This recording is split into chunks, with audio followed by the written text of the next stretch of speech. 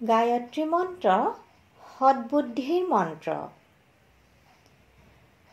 ওম ভূৰ্ভুৱঃস্বঃ তৎসবিতুৰ্বৰেণ্যং ভৰ্গো দেৱস্য ধীমহি ধিয়ো য়ো নঃ প্ৰচোদয়াৎ।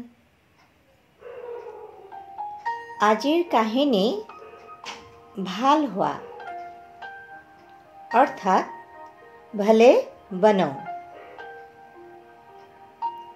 এখন বাগিচা আছিল।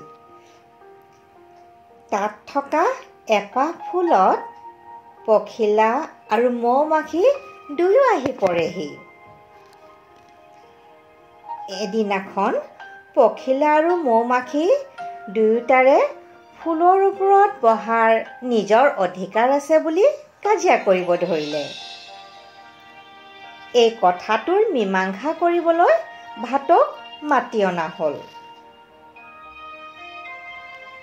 ভাটৌটোৱে মৌ-মাখিৰ সপক্ষে ৰায় দিলে আৰু ক'লে, মৌ-মাখিয়ে নিজৰ মৌ আনৰ বাবে উলিয়ায়। সেইকাৰণে ফুলত বহাৰ অধিকাৰটো তেওঁৰেই হ'ব। পখিলাটোক উদাস হোৱা দেখি ভাটৌটোৱে ক'বলৈ ধৰিলে, যদি মৌ-মাখিয়ে তোমাক অনুমতি দি দিয়ে তেতিয়াহ'লে তুমিও ফুলপাহৰ ওপৰত বহিব পাৰিবা। কিন্তু মনত ৰাখিবা, মানুহে তেওঁকহে বেছি মৰম কৰে যিজনে তেওঁৰ ভাল কৰে। ধন্যবাদ।